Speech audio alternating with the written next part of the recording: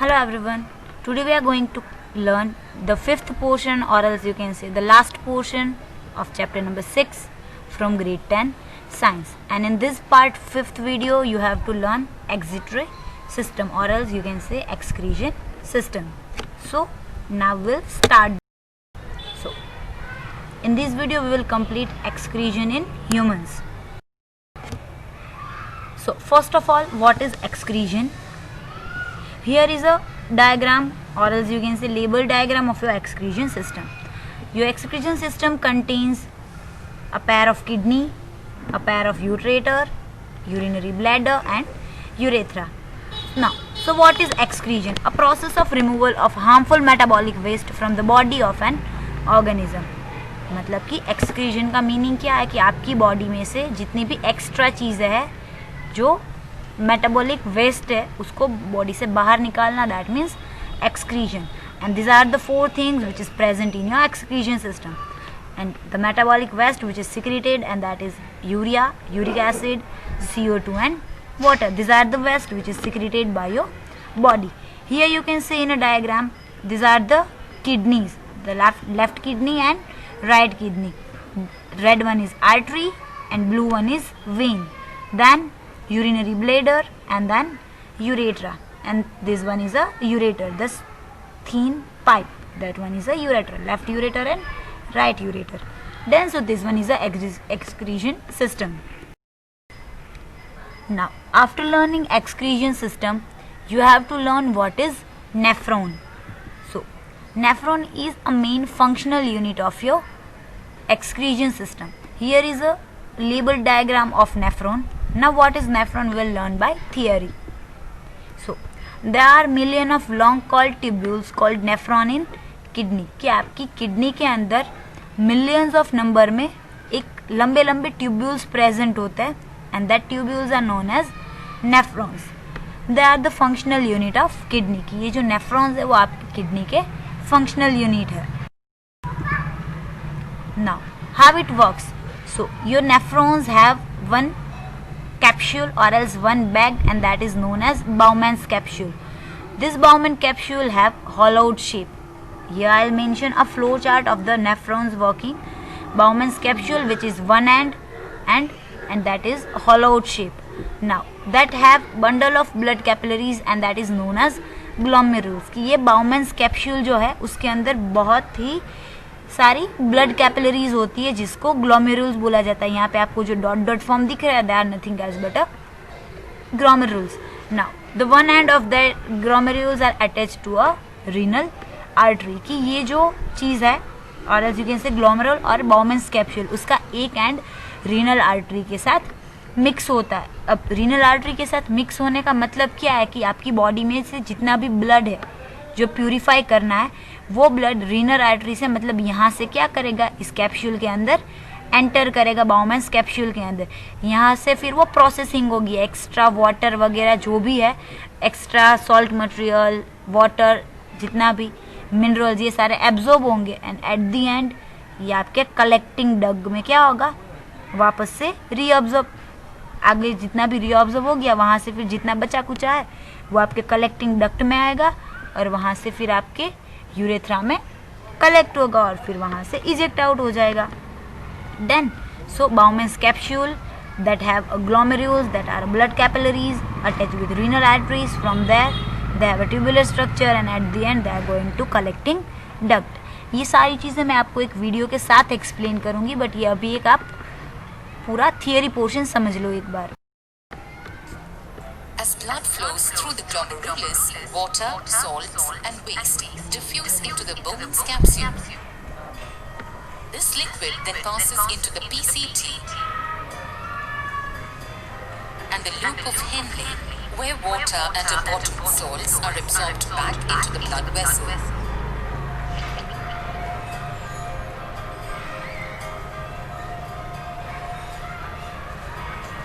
Only the waste material like urea and some water molecules proceed into the DCT, where more water may get absorbed into the interstitial fluid. This liquid formed is the urine, which is released into the collecting duct. This finally trickles through the kidney into the ureter, which helps the passage of urine into the urinary bladder. After a while, the urine can be excreted from the bladder. Done. So आपने ये जो video देखा वो nephron का working था कि nephron किस तरीके से वर्क करता है, आपकी बॉडी के अंदर यूरिन किस तरीके से फॉर्म होता है। अब ये देखने के बाद हम उसी चीज़ को थियरी पोर्शन में कंप्लीट करेंगे कि एक्सीटरी प्रोसेस रियली में होती क्या है। सो उसके अंदर कौन सी चीज़ें होती है, एक तो रीअब्जॉर्प्शन होता है एंड यूरिन फॉर्मेशन होता है। Now reabsorption means reabsorption is a process by which filtrate moves to the tubules where water, glucose, amino acids are reabsorbed by the surrounding capillaries and there will be a later return to blood। कि reabsorption में क्या होगा कि आपके blood के अंदर जितना भी वाटर है, ग्लूकोज है, एमिनो एसिड्स है, कि वो जो वेस्ट के अंदर गलती से भी चला गया हो तो वो क्या होगा, उस वेस्ट में से वापस आपकी ब्लड कैपिलरीज क्या कर लेगी, उसको अब्जॉर्ब कर लेगी और वो चीज़ें अब्जॉर्ब होके वापस ब्लड के अंदर मिक्स हो जाएगी और वेस्ट उसमें से अलग होके क्या हो जाएगा, कलेक्टिव डक्ट में अलग हो जाएगा। That are the reabsorption. Now we will learn urine formation, that how urine formed. So first of all waste material मतलब रीअब्जॉर्प्शन हो गया, वाटर, ग्लूकोज, एमिनो एसिड निकल गया। उसके बाद जितना भी वेस्ट मटेरियल बचा है वो वेस्ट मटेरियल की जो अब्जॉर्ब नहीं हो सकता वो वाले वेस्ट मटेरियल में से क्या होगा, नाइट्रोजनस वेस्ट ऐड हो जाएगा और उसमें से यूरिन बन जाएगा और ये जो यूरिन बना है वो कलेक्टिंग डक्ट में क्या हो जाएगा, इकट्ठा हो जाएगा। अब वहाँ से वो जो यूरिन है उसमें वाटर ऐड होगा और उस वाटर में मतलब वाटर फ्लुएंसी हो जाएगी उसकी, वाटर के साथ मिक्सअप होके और वहाँ से वो कहाँ पे जाएगा, यूरिनरी ब्लैडर के अंदर जाएगा। अब अभी की यूरिनरी ब्लैडर की जितनी कैपेसिटी होगी उतने अमाउंट तक वो क्या करेगा, यूरिन स्टोर कर पाएगा। अब जैसे ही उस ब्लैडर की कैपेसिटी खत्म हो जाएगी आपको क्या यूरिनेशन के लिए जाना पड़ेगा और वहाँ से यूरिथ्रा के थ्रू आपकी बॉडी में से क्या हो जाएगा, यूरिन इजेक्ट आउट हो जाएगा। So this one is a urine formation process. So after the learning the process of urine formation and a work of nephron, now we have to learn the function of kidney and then we have to learn how kidney failures occurs. So first of all we have to learn osmoregulation and then kidney failure. So what is osmoregulation? So it is a control of water content and mineral salt of the body की। Osmoregulation क्या है कि आपकी body के water content को and salts को जो control करने का काम है, that is done by osmoregulation. Now kidney is responsible for the osmoregulation in our body और आपकी बॉडी के अंदर ऑस्मोरेगुलेशन का काम कौन करता है, किडनी करती है। So osmoregulation is one of the most important function of the kidney. तो ये था किडनी का function. Now what is a kidney failure? Kidney failure can be happen through infection, injury and restricted blood flow. कि kidney failure कब होता है, तो kidney failure होने के दो तीन चीज़ें, या तो आपकी बॉडी को कोई इन्फेक्शन हो जाए या तो फिर आपको कोई इंजरी हो जाए कि जो एक्सिटरी सिस्टम को ज़्यादा इफेक्ट कर गई हो, या तो फिर आपकी बॉडी का ब्लड फ्लो इरेस्ट्रिक्ट हो जाए कि जिसके ऊपर रेस्ट्रिक्शन ना हो पाए। सो इन सब चीज़ों की वजह से किडनी फेलियर हो जाता है। It can be treated through a transport or a dialysis system. अगर आपको इसको ट्रीट कर, to transplant your kidney or else you have to do dialysis time to time. Now dialysis can be done by artificial kidney, कि अगर आपको dialysis ही करवाना हो तो आप आर्टिफिशियल किडनीज के थ्रू भी डायलिसिस की प्रोसेस करवा सकते हो। तो ये था kidney function and kidney failure. Now as we all know we learn kidney failure, and that kidney failure we have to use artificial kidney for the dialysis of the blood. So what is the principle of dialysis that we have to learn?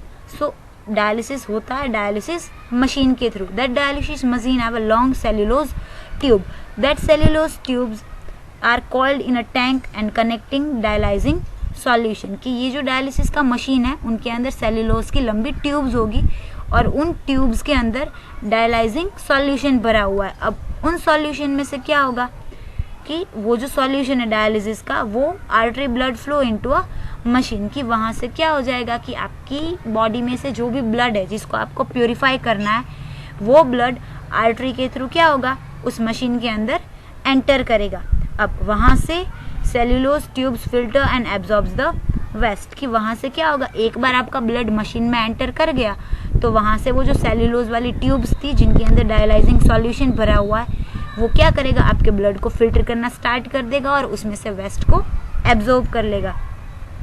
Solution contains water, glucose, salt with concentration similar to the blood, कि इसमें से क्या हो जाएगा, जितना भी water content है, glucose content है, सॉल्ट है, वाटर है, ये सारी चीज़ें क्या हो जाएगी, ब्लड के साथ ऐसे ही मिक्स रहेगी। बट इनके अलावा का जितना एक्स्ट्रा वेस्ट है, यूरिक एसिड का वेस्ट है, नाइट्रोजनस वेस्ट है, वो सारा वेस्ट क्या हो जाएगा, उसमें से अलग हो जाएगा। और जो प्योर ब्लड था वो प्योर ब्लड वेन के थ्रू वापस से क्या हो जाएगा, आपकी बॉडी के अंदर इजेक्ट हो जाएगा। जहाँ से भी अगर आपके आर्म से निकाला है तो एक आर्म पे आपको क्या किया होगा, एक आर्म की आर्टरी के अंदर आपको नॉक लगाई होगी, सुई लगाई होगी, कि वहाँ से क्या होगा, आपका ब्लड निकलेगा, मशीन के अंदर जाएगा, मशीन के अंदर प्रोसेस होगी और वहाँ से फिर वो नीडल आपको दूसरे हाथ में लगाई होगी। तो जो प्योर ब्लड है वो दूसरे हाथ की वेन के थ्रू आपकी बॉडी के अंदर वापस चला जाएगा and your blood get pured without the natural kidney.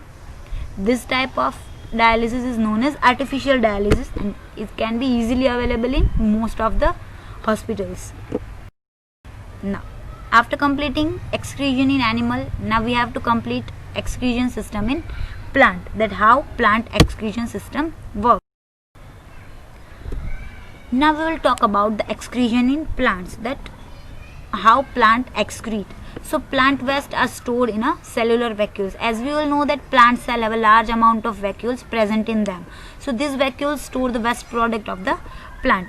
Now that product can be gaseous also and it can be a liquid waste also. So gaseous waste such as CO2 are removed through the stomata pore at the time of respiration or else at the time of photosynthesis. कि ये जो सारी चीज़ें oxygen CO2 and O2 का जो input output जितना भी है, इंजेक्शन और एक्सक्रीजन, ये सारा गैसियस वेस्ट के थ्रू, स्टोमाटा पोर के थ्रू हो जाता है। But if you are talking about liquid waste, in case of water, तो water are removed through the transpiration system and it will also in stomata. Now, other waste such as dead cells of leaves and etc. are discarded through the shedding of leaves की जो extra waste है, कि जो leaves के ऊपर extra dead cells है वो किस तरीके से रिलीज होंगे, वो किस तरीके से डिस्कार्ड होंगे. So they can be discarded with the help of shedding of leaves. Now some extra things which are generated by plant like resin, gum, oils, these all are stored in a old xylem. कि आप बहुत सारे plants के ऊपर हम देखते हैं कि एक स्टिकी लिक्विड जनरेट होता है, उनमें से ही रेजिन्स मिलते हैं, हमें गम उसमें से मिलता है, रबर्स उसमें से मिलते हैं. तो ये सारी चीज़ें जाइलम के अंदर स्टोर होती है और वहाँ से फिर एक्सक्रीट हो जाती है और उनमें से अलग अलग प्रोडक्ट्स बन सकती है. Now few other waste materials are remove from nodes into the soil. और इसके अलावा जितना भी मटेरियल्स बचा है वो क्या होगा, प्लांट की जितनी भी नोड्स होती है, कि जो रूट नोड्यूल्स होते हैं उनके, उस रूट नोड्यूल्स के थ्रू सॉइल के अंदर रिमूव हो जाता है. So this are the excretion in plant. So here our excretion process is also complete, or else you can say your chapter number 6 is also complete. So if you have any doubt, then just note down your doubt and refer the video for your betterment. Thank you everyone. Have a good day.